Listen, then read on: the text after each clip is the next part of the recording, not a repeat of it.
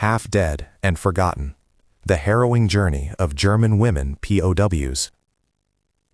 When the chained boxcar doors finally opened, the soldiers saw not combatants, but ghosts. Thin light slanted into a narrow, stale world of packed bodies and dust.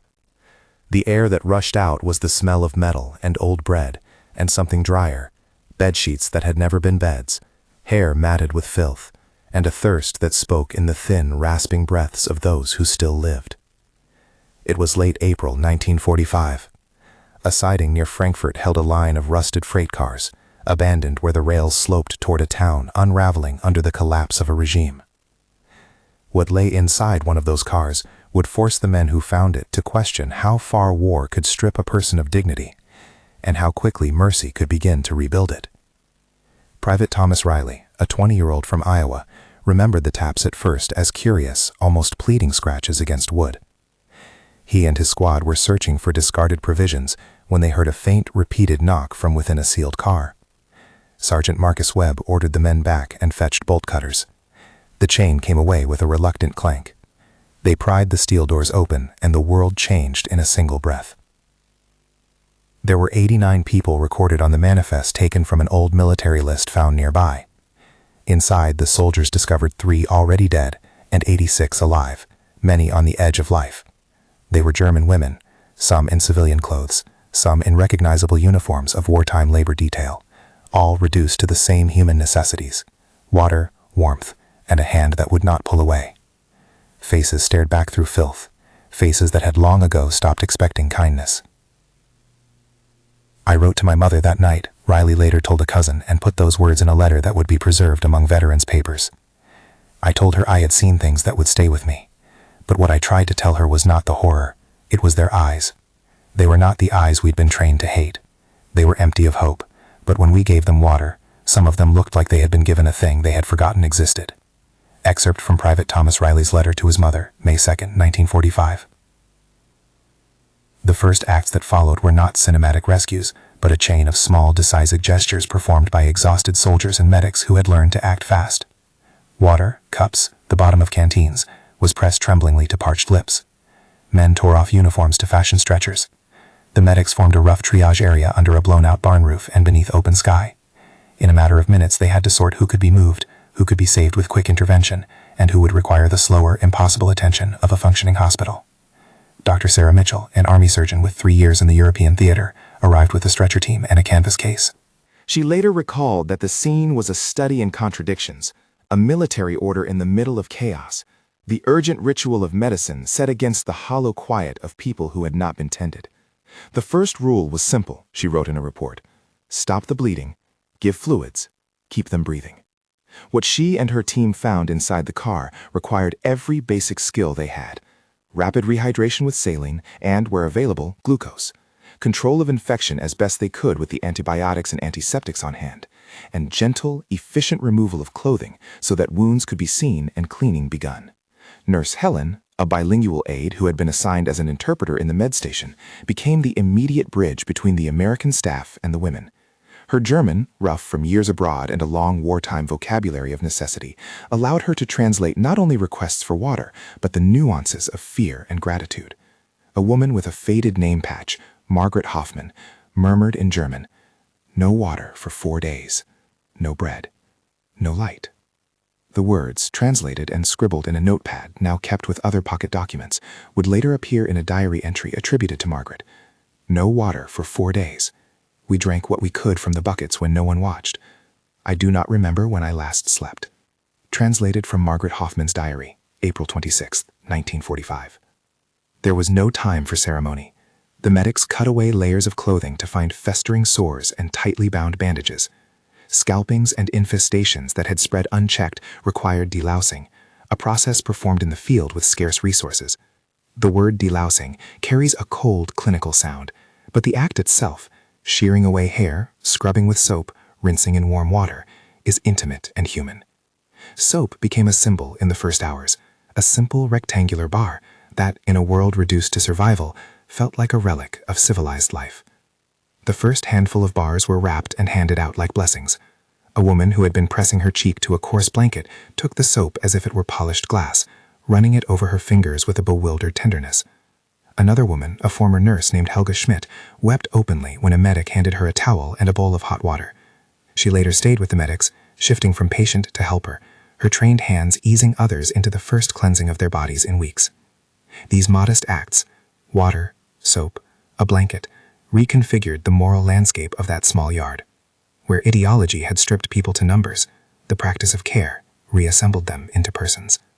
The field hospital that formed on the grass beyond the siding was painfully makeshift. Tents were rigged with lanterns, and the tattered canvas of a commandeered truck provided a sheltered table for the IVs.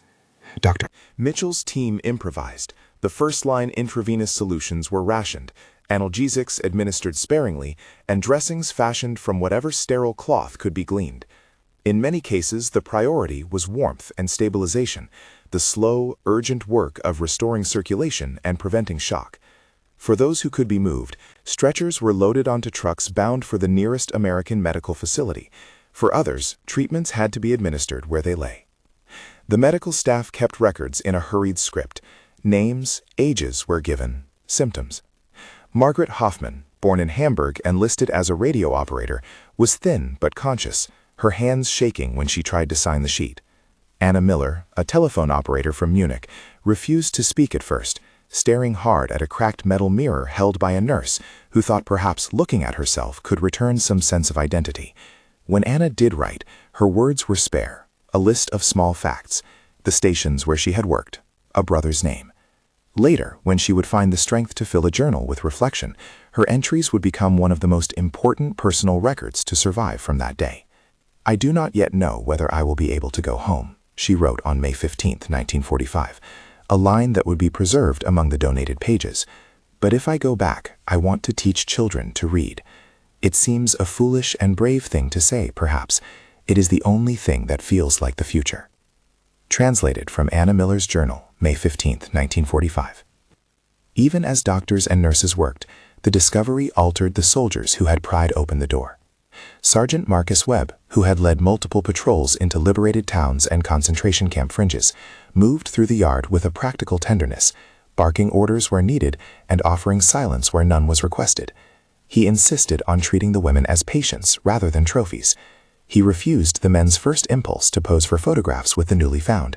There would be photographs later, of course, but in that first hour he insisted the cameras remained sheathed. That insistence, later recounted in his after-action report, was one of many small ethical stances that would come to frame how the Americans kept their humanity in a world that had stripped it from so many. The initial count of those found in the car, 89 documented on the nearby manifest, was confirmed once the medics and clerks finished their first night's work. 3 bodies had been found among the packed people and were moved respectfully to a temporary mortuary tent. 86 women were alive at the time of discovery. Over the following days, despite the best efforts of the medical teams, 3 of those 86 would succumb to their illnesses, complications that the tents and field equipment could not avert. 83 would ultimately be evacuated to fuller medical facilities and begin a more sustained path of recovery. These numbers, 89, 3, 86, 3 more, 83, are not abstractions. Each digit represents a life, a family with which it might be reconciled, an absence that would ribble. The record keepers wrote them down in pencil, row after row, aware that the ledger of human suffering must be precise even when answers remained incomplete. Amid the bustle of medical triage, there were small human exchanges that could not be cataloged, but that mattered as much as any treatment. A young medic named David, barely out of basic training, sat beside a woman who could not swallow without choking. He warmed soup on a small camp stove and fed her spoonfuls, speaking to her softly in basic German phrases he had learned from a guidebook. Someone offered chocolate. The wrapper made a sound, crisp against the whisper of canvas, and passed from hand to hand like contraband joy. The first pieces of clothing to be distributed were modest: knitted socks, a military jacket that fit awkwardly but warmed a shivering body. Donation boxes arrived by the next afternoon, hand-me-downs from local townspeople, and care packages from aid organizations, and with them came an uncomfortable, fragile sense of possibility, that the life of a person might be reconstructed, stitch by stitch. Not everyone could, or would, accept help in the same way. Shame was a companion as constant as thirst. Some women refused medical attention at first, insisting they needed nothing, or worse, apologizing for being a burden. Others clung to the few possessions they had, an address scrawled on an envelope, a frayed photograph, objects that, in a world overturned, anchored identity. Helga Schmidt, who had once trained nurses, moved between beds. She talked softly to those who would listen about routines, sleeping in shifts, washing hands with regularity, keeping a small piece of cloth for a mirror. When we shaved the hair from their scalps and gave them hot water, she told a visiting interviewer decades later, they touched their faces with confusion. Soap was not simply clean water. It was like a promise that someone had not forgotten us. Her words would later be cited in oral histories and archives as a simple summary of what so many recalled. Soap as emblem, towel as ritual, the small things as a beginning of the long work of returning a person to themselves. For soldiers used to seeing the enemy as an abstraction, the encounter in the boxcar produced cognitive dissonance. The women found in the car were often described in records by their roles: worker, nurse, operator, language designed to parse the part they had played in a wartime economy. But in the yard, in the tired hands that offered broth, and the faces that attempted to return a smile, those categories fell away. The men who had been taught to think of German civilians as complicit now had to reconcile their training with the tangible fact of human need before them. Private Riley wrote of it plainly. We had been told to hate, to be careful. Then we were shown how to give a person a drop of water and watch them live. It is easier to hate an idea than to hold someone's head while they cough. Excerpt from Private Thomas Riley's letter, May 2, 1945. Treatment in the field emphasized the basics of survival care and the restoration of dignity. Delousing stations were set up behind canvas screens, humiliating perhaps, but also, for many, the first time in weeks they would be touched in a way that was neutral, professional, and humane. Showers were improvised from pipes and kettles. Towels and bars of soap were given one per person when supply allowed. The tactile sensation of warm water on skin, of lather pulled slowly over scalp and limbs, sometimes produced the first audible sobs. In a time when the world had insisted the body was a thing to be controlled, the act of washing became a quiet reclamation of personhood. Food was another axis of rehabilitation. The first bowls of broth were thin, watered down, a necessity rather than a meal. Soldiers and medics watched as women hovered over the spoon, unsure if their stomachs could accept it.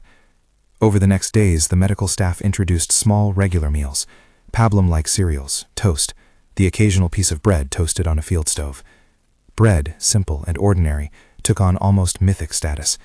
To be able to hold a slice and chew without fear was a step toward a body that could sustain itself again. Language provided its own kind of aid. Nurse Helen's ability to translate was not merely functional, it was an acknowledgement that the people before them were not an enemy script. She wrote names carefully and insisted that the women be addressed by their names, even when those names were misspelled on a hastily constructed roster. A name given and repeated in a loud, clear voice can be a rudimentary form of calling someone back into social life. The American staff, when possible, tried to preserve the small cultural elements that mattered. A familiar hymn hummed softly at a bedside, a scrap of knitting passed from hand to hand, a single photograph carefully wrapped. Not all interactions were seamless. Misunderstandings proliferated in the cramped, noisy environment, a gesture misread, a phrase mistranslated, an offer of clothing perceived as condescension. Some of the women reacted to kindness with suspicion, the result of years of propaganda and fear of reprisal. Others reacted with gratitude that bordered on familial attachment, holding on to a medic's hand for longer than practical, leaning into a lap in a way that read as seeking comfort.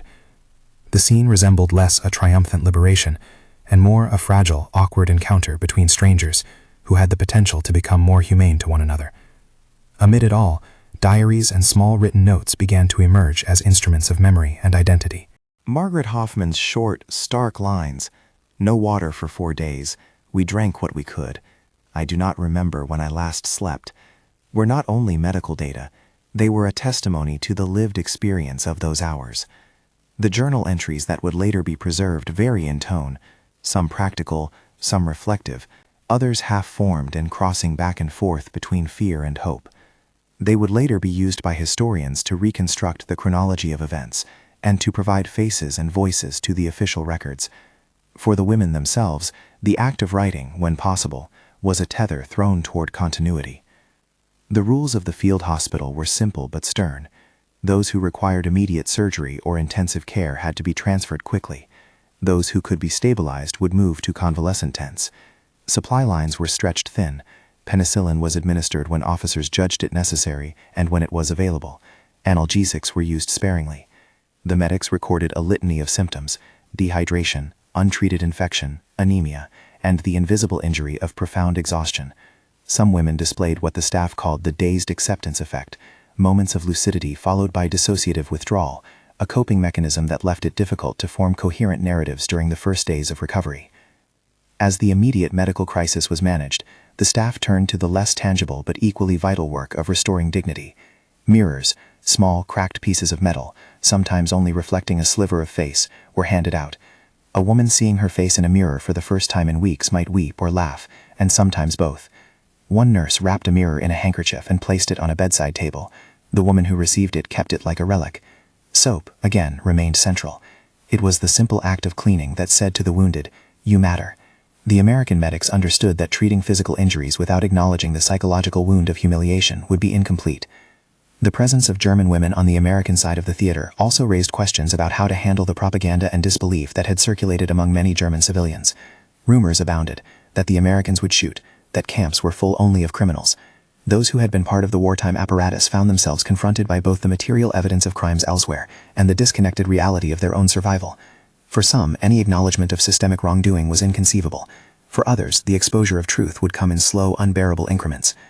In the days to come, that process of exposure, of confronting images, testimony, and documentary evidence, would become part of the effort to bring psychological truth to the surface.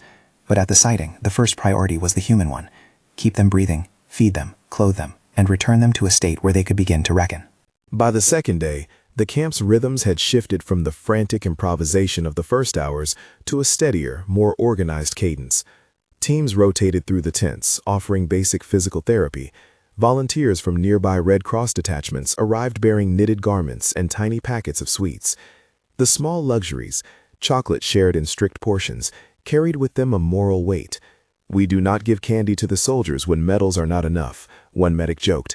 But the joke did not lessen the seriousness of the exchange. Opening a chocolate felt at once petty and profound. Not all the women chose to talk.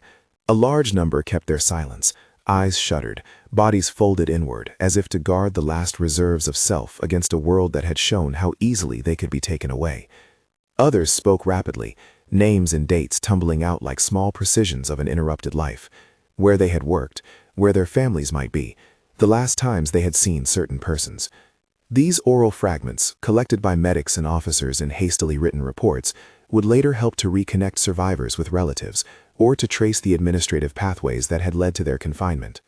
One of the more poignant moments in the early days was the discovery of personal artifacts that had survived the travel and neglect. A diary wrapped in oilcloth, a faded portrait of a child, a soldier's identification card kept as a talisman. Margaret Hoffman's diary, when it was found, was thin with entries that mixed assignments and weather and the small domestic details the human mind clings to. "We ate only once that day," she recorded on a cramped page. "At night, I dreamed of my mother's hands." That short line, civilian and utterly human, later became a touchstone for those who would study the event, not as proof against ideology, but as a reminder that everyday human longings continued even inside the machinery of war. As the initial crisis abated, the Americans faced logistical questions: where to send those who needed longer-term care, how to document and preserve testimony, and how to manage the narratives that would emerge. Some officers worried, pragmatically, about security, about the possible presence of enemy combatants among the group.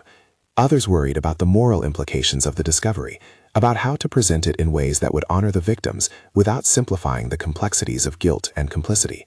Sergeant Webb, Dr. Mitchell, and several chaplains argued for a measured approach: treat each person with care, document carefully, and prepare for a broader reckoning that was not yet ready to be held. The discovery had ripple effects beyond the immediate medical response. Local townspeople, hearing of the rescued women, came with food and blankets. A few offered apologies that were awkward and halting. Aid organizations began to coordinate with military logistics to ensure a route to larger hospitals and convalescent centers. Photographers and reporters were held back by commanding officers who wanted to prevent the sensationalization of a trauma that had to be recorded soberly. By the fourth day, Some of the women were capable of sitting up, eating small meals, and answering questions in halting German. A sense of routine, meals at certain hours, bandages changed daily, a schedule for washing, became the scaffolding of recovery. Small rituals helped to make the world legible again. A volunteer reading a newspaper aloud, a nurse distributing pages from a pocket Bible, a young soldier teaching a woman how to light a cigarette without burning her fingers. These acts were not cures, they were steps on a long road. The psychological work, reintegrating memory, processing guilt or denial, confronting propaganda, could not be rushed. But the basics of human care had to be put in place now, or the rest would be impossible. Even in those early days, some threads of the story began to point toward the larger moral questions that would soon be unavoidable. There were brief, tentative conversations among officers about how to help the women come to terms with the broader truth of the war. A few of the survivors insisted on their ignorance or their innocence. Others, confronted with contradictions in their memories, began to sense a larger darkness they had been shielded from or had chosen to ignore. For the Americans on the ground, the ethical line was clear: provide care unconditionally and avoid turning rescuers into judges. Yet beneath that operational clarity lurked the knowledge that reckoning would have to come. A battered mirror, small, with a cracked rim, was passed among the women one afternoon. When Anna Miller looked, she held the object as if it were a fragile key. She traced the outline of a face she half recognized. "I do not know," she wrote later, "if what I see is myself or a stranger's shadow." Her journal entries in those early days are tentative probes into a future that seems both distant and necessary. Learning, perhaps, to teach again, to write, to look at a child and think not of war, but of schoolrooms and blackboards. The gestures are small, yet they accumulate into something like hope. These early hours and days would later be retold in formal reports, oral histories, and personal papers. The medic's log recorded names and temperatures. The chaplain's notes recorded confessions and prayers. Private letters like Thomas Riley's attempted to translate what photographic negatives could not, the human heartbeat behind the facts. Each record was an attempt to render the moment faithful to its complexity, a rescue that began with the simple act of opening a door, and that would grow into an extended moral and medical labor. If mercy is to be counted as a weapon, it is a slow and stubborn one. The people found in that boxcar were not healed in a day. They were not all rescued from the ghosts of the past by a single act of kindness, but the immediate contact, water, soap, the firmness of a hand, set a different trajectory. It created a space in which pain could be addressed, memory preserved, and the possibility of testimony opened. It also posed a question the soldiers and medics could not answer in the field. How do you reconcile the care of individuals with the knowledge of wider systemic atrocity? If you find these untold stories meaningful, please like and subscribe for more historical narratives that preserve voices from the past. After the first week, the medics had stabilized most of the women to the point where they could be transferred to larger facilities. But before transports could be organized, another kind of work had to begin: documentation, interviewing, and the ethical decision-making about what information to share with the survivors and how to proceed with those who claimed ignorance of national crimes. Dr. Mitchell and Nurse Helen sat across from a small group of women one evening, the light from a single lantern throwing long shadows, and asked questions not only of symptoms but of memory. Where had they last seen their families? Had they been told where they were being taken? Had anyone given them orders about what they might say to outsiders? The answers were a mixture of concrete details and stunned gaps. Margaret Hoffman spoke haltingly about shifts at a radio station and the last train she had been ordered to board. Anna Miller's accounts doubled back and fell silent. She would sometimes refuse to speak at all, writing brief notes instead. Helga Schmidt, who could navigate both the language of medicine and the language of civilian life, filled in some fragments, names of towns, the scraps of administrative procedure that often pass unnoticed until they are all that remains of a life. These conversations, recorded verbatim by clerks, would later become primary sources for historians piecing together not only the anatomy of rescue, but also the complicated web of administration and coercion that had led to the women's confinement. The medics also had to make hard decisions about who would go where. Some of the women required surgical intervention not available in the field, others needed psychiatric care, A few were fit to travel to repatriation centers that would process them for eventual return to relatives or relocation. The American command, mindful of both humanitarian imperatives and military logistics, coordinated with Red Cross and international relief agencies to map out transport options. Orders moved along channels often clogged by the chaos of a continent collapsing into occupation and refugee movements. In the lull between medical stabilization and eventual transfer, small acts of exchange continued to accumulate meaning. A soldier found a small tin of talc and passed it along to a woman who had never known the relief of powdered skin. A volunteer taught a group how to fold clothes neatly, a trivial domestic lesson that read as a ceremony of returning order to a life. Collections of local newspapers arrived and were read aloud by any literate person present. The printed headlines that once meant power now served to reintroduce rhythm and context into lives, otherwise shredded by abrupt uprooting. Not all outcomes could be predicted. Some women, after a period of recovery, chose to immigrate. Margaret Hoffman later left for overseas, carrying her diary and a record of testimony that she would share at public hearings years afterward. Anna Miller returned to Germany and, after a time, became a teacher, donating her surviving journal to a municipal archive, where it would be used decades later for testimony and classroom lessons. The seeds of those futures were planted in the small, ordinary interventions at the sighting: a bar of soap, a bowl of broth, the fact of being addressed by name and carried into a tent that smelled of sterilizer and hope. Yet the work was unfinished. Some of the women could not speak of certain places or names.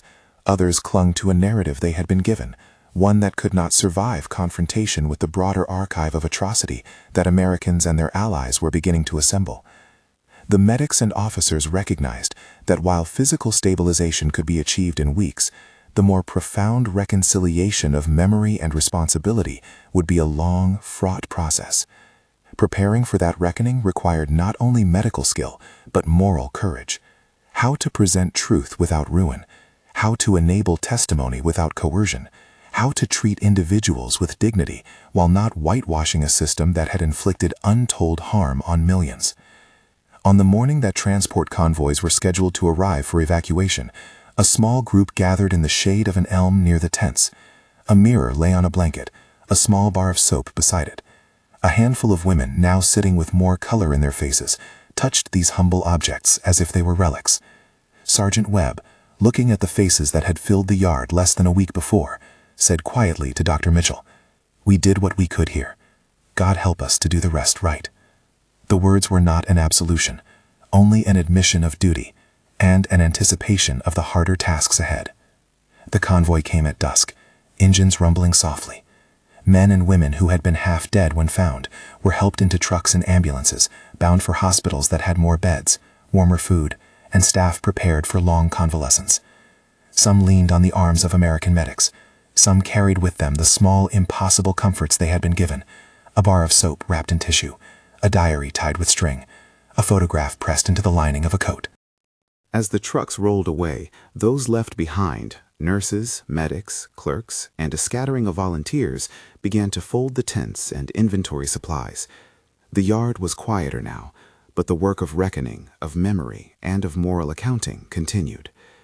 The discovery of the boxcar had been a point of rescue. It had also become an open question. What would be done with the stories the women carried? How would the evidence they bore be used to confront larger truths? Who would sift their diaries and letters into official records? And who would listen to their testimony when it arrived in town squares, courtrooms, and archives? In the end, the immediate mission was to ensure the women's transfer to care and to preserve their testimonies. Papers were sealed with care, names entered into registries and photocopied for multiple hands. The narrative of mercy had been written in acts: water, soap, a hot bowl of broth, and in those acts something like human repair had begun. But mercy did not erase responsibility, nor did it simplify the many moral entanglements of the war. On the grass where the tents had stood, remnants remained: the mark of canvas, a line of footprints frozen in mud, and a small piece of soap left on a stone where someone had set it down and forgotten it. The story was far from over. Soldiers and medics would carry their memories home. Survivors would move into hospitals, and for some, into the difficult work of rebuilding lives. Diaries would be donated, letters preserved, and testimony slowly gathered into archives that would, in time, allow historians and the public to confront what had been found in that car. The first rescue had been an act of human immediacy, a response to a need that could not wait, and it had created a space where, eventually, truth might be faced and told. But even as ambulances pulled away and the sun dropped low, a question hovered. What would it mean, for both victors and vanquished, to allow mercy to be more than a momentary comfort, to be the beginning of something that outlived the rumble of engines and the temporary shelter of canvas? In the days that followed, the question of what to do with truth moved from logistics to conscience. Beyond triage lists and convoy schedules, officers convened in makeshift tents to decide whether survivors should be shown the wider evidence of the regime that had brought Europe to ruin. The decision was not simple. For many of the women, the first weeks of recovery were occupied with learning to eat and sleep again, to taste broth without fear, to bear the weight of a clean blanket. For others, there remained a layer of disbelief, an ideological insulation woven over years of propaganda and daily life under a totalitarian system. Some could not imagine that the world they had inhabited contained the industrialized cruelty they had heard rumors about. Others suspected more than their words would allow. Colonel James Patterson, commanding officer for the region, took on the responsibility of answering that ethical question. He insisted that the women be treated with compassion, but also with honesty. "We can care for people and still show them the truth," he said, in a meeting recorded in the unit's administrative notes. "We refuse to become what they became. We will show them what happened, because mercy without truth skirts responsibility." His words, later paraphrased in survivor interviews and official reports, set the stage for a painful but necessary act of confrontation, a screening of documentary footage documenting the camps that Allied forces had begun to discover. The screening was arranged with care. A canvas screen was rigged between two poles. A projector and a spool of film, carried from an intelligence unit, sat on a wooden crate. Officers debated who would speak first and how to frame the images. Chaplains walked through the rows of makeshift beds and described the event as an opportunity for bearing witness, not as an act of accusation. Dr. Sarah Mitchell and Nurse Helen, both aware of the fragile psychological state of many women, urged that anyone who felt unable to watch be given the choice to leave. Still, a large number remained. Some were there out of curiosity, others out of a rigid commitment to face whatever was shown. The first frames were quiet, busy station platforms, faces in crowds, then shifting to more jarring images, the skeletal bodies in barracks, the piles of personal effects, the emaciated prisoners shuffling in a line. The projectors were cut through the evening air. There were no triumphalist narrations. The images were presented in sober sequences, with a single voice reading captions and providing context in both English and German translations printed beforehand. For some, the visual evidence collapsed ideological shelter at once. For others, it elicited furious denial, a denial shaped by the twin forces of shame and self-preservation. The reaction in the tent yard was not homogeneous. A number of women sat stunned, eyes fixed to the flickering screen, lips parted as if to speak and not finding language. Some began to weep silently. Others covered their faces with blankets, as if to preserve the inner life they still possessed. A small group rose and walked solemnly away, hands pressed to mouths. One woman, who had worked as a clerk and had been reticent through the early days, stood up and left the tent with a look of such intensity that several medics later remembered it as the moment when the facade of ignorance cracked. Helga Schmidt, who had been a trained nurse before the war, later told an interviewer that she felt the room shift as if a seam had been torn. People were either pulled toward the gravity of the evidence or repelled by it. Those torn toward the evidence moved toward an agonizing interior reappraisal. Names and offices and routine tasks that had previously seemed administrative began to take on new weight. A radio operator who had once relayed orders found herself reconstructing the chain of messages she had once transmitted. A young clerk who had carried lists of names tried to reconcile the names she had crossed off with the faces on the screen. For some, the admission of complicity, however indirect, brought immediate physical reactions, fainting, vomiting, or a recoil into silence that lasted for days. Others, however, discovered in the images a source of resolve. Margaret Hoffman, who had been thin and evasive in the first days, later recorded a response in her diary that read in translation, "I thought what I knew was small. The pictures made it vast and dreadful. I cannot unsee them. I will write so that others know." Translated from Margaret Hoffman's diary, May 1, 1945. The decision to screen the films was not an accusation directed at the rescued women alone. It was part of a broader Allied effort to build an evidentiary record and to prevent the erasure of what had occurred. Officers explained, in measured terms, that the footage had been gathered from liberated campsites and its purpose was documentary, to ensure that history could be told accurately in the months and years to come. Yet the moral complexity of that context remained raw. For some of the women, seeing the camps meant witnessing the suffering of people they may never have considered as fellow human beings until that moment. For others, the images dissolved any comforting narratives they had been told. The experience functioned like an incision in conscience, painful, necessary, and laden with long-term consequences. Conversations that followed the screenings were difficult and intimate. Chaplains and mental health officers attempted to shepherd the women through shock responses, while medical teams watched for the physical manifestations of distress. A small group of survivors, including Anna Miller, sat with Nurse Helen and wrote notes. Anna's handwriting at that time was a sequence of attempts to process what she had seen. "I thought my life was service," she wrote on a hasty sheet, "but service without sight is blind." Translated from Anna Miller's journal, May 20, 1945. Her sentence captures the particular cruelty of administrative obedience when it becomes dissociated from moral judgment. Not all reactions led to public confession. Some survivors were adamant in their insistence on ignorance. Their statements were recorded by clerks and sometimes repeated later in interviews with historians. Those statements had to be treated as part of a complex human truth. People live in systems, and systems produce degrees of knowledge and intentionality. American officers were sensitive to this complexity. They understood that coercing admissions would be ethically problematic and practically unreliable.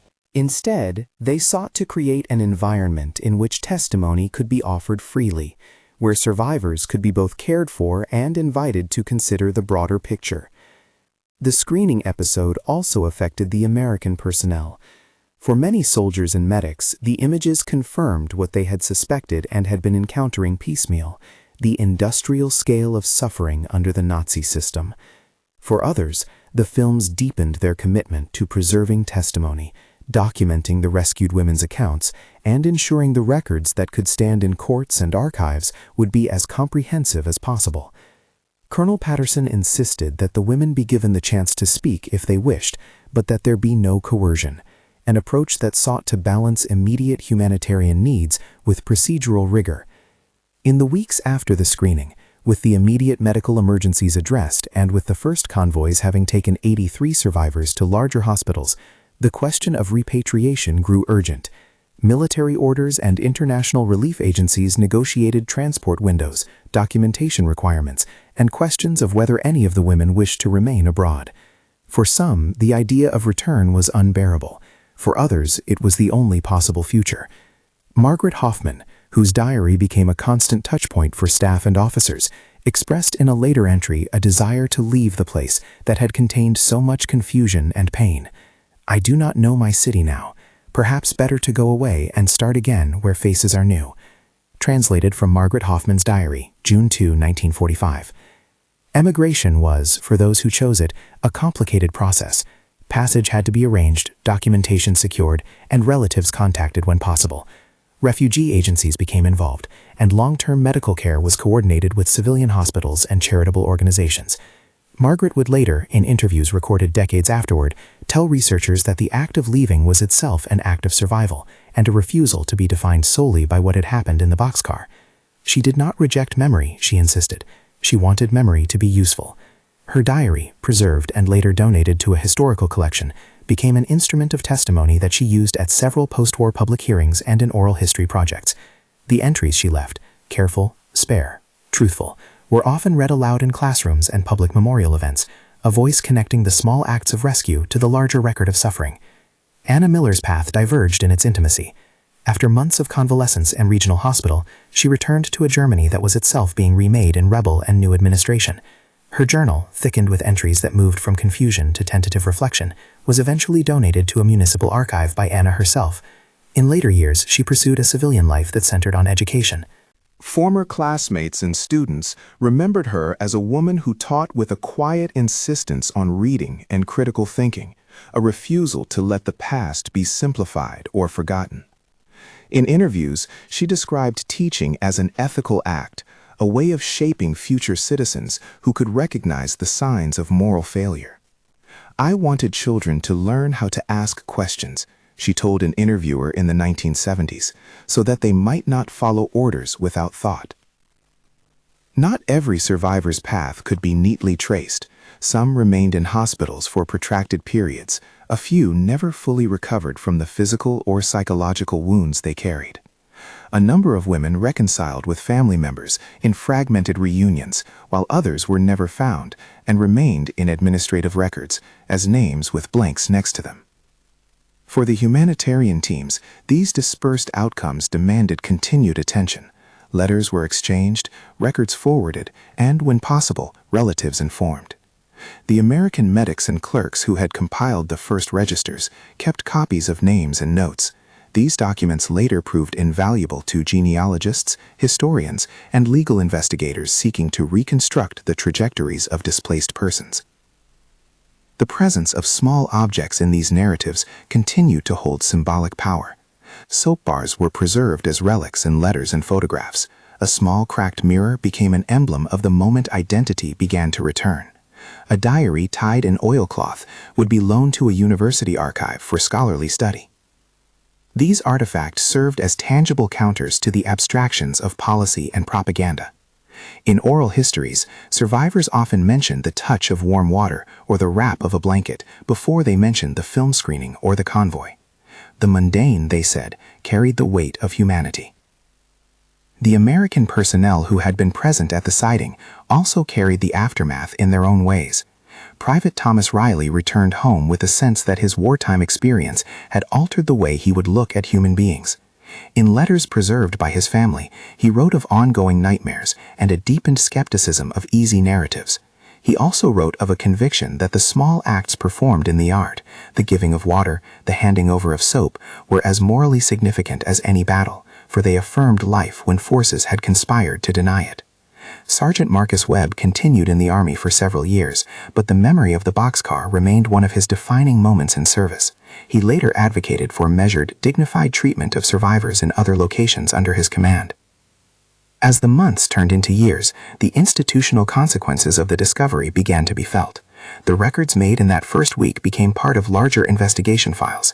Testimonies given by survivors were cross-referenced with films and with other liberated sites. Some of the women's accounts were used in post-war inquiries and fed into a growing archive of evidence about systematic abuses. At the same time, a more personal legacy took shape.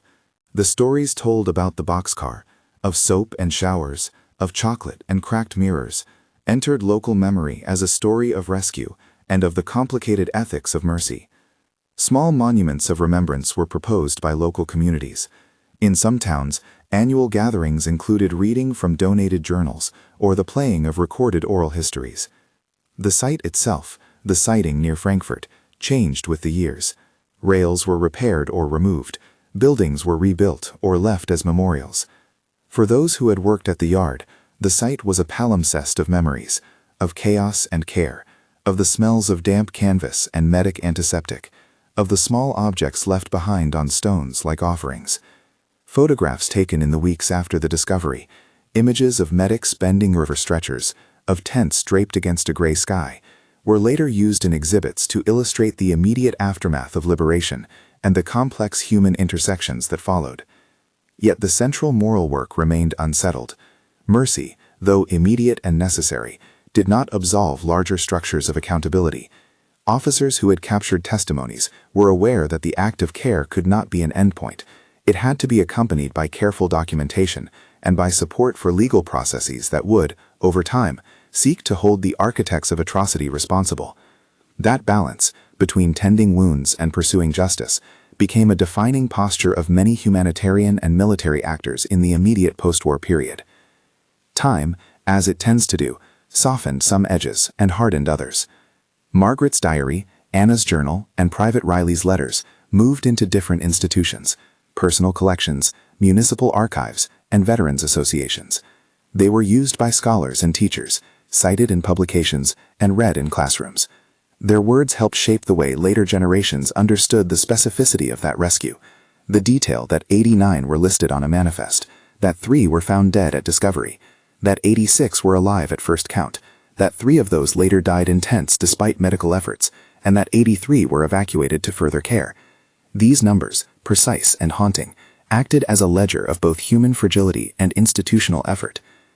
In public commemorations decades later, the story of the boxcar was sometimes reduced to a single image, the offering of a bar of soap, the gesture that signaled a return to personhood. Survivors and medics who had gathered at reunions recalled that soap remained a vivid, almost laughable token of civilization, so small and yet so full of meaning. At a reunion held years after the war, Helga Schmidt presented a small wrapped bar of soap to a former medic who had helped her in those early hours. The exchange, described in an oral history transcript, was less a civility than a pact, a reminder that care given in extremity is not ephemeral, but marks both giver and receiver. But memory is never simple. The film screenings, too, faced later critique from scholars and humanitarians who debated the ethics of showing traumatic images to those who had themselves been through unspeakable experiences. Some argued that the screenings were necessary for historical clarity. Others suggested they risked re-traumatizing vulnerable people. Those debates became part of a larger conversation about how to bind together mercy and truth without causing further harm, a conversation that continues in humanitarian ethics today. For the women who survived, life after the sighting took many forms. Margaret's voice remained a public one. She gave testimony at meetings, corresponded with researchers, and worked to keep the facts of those days alive. Her diary, translated and published selectively, became a source for historians and educators who sought to humanize statistics. Anna's journal, placed in a municipal archive, became a resource for teachers who wanted to bring personal narrative into lessons about the post-war era. The two women, each in her own way, turned fragile survival into forms of testimony that outlasted the immediate rescue. There were quieter stories, too. David, the young medic who had warmed soup and learned common German phrases to soothe a patient, later reported that his wartime experience shaped a lifelong commitment to caregiving. Helga, who had moved from patient to helper in the tents, continued to find ways to tend to others when she could. And Private Riley, who had sent the letter home describing the eyes of the survivors, carried the memory into his civilian life as a caution and a plea that people remember the human consequences of policies and rhetoric.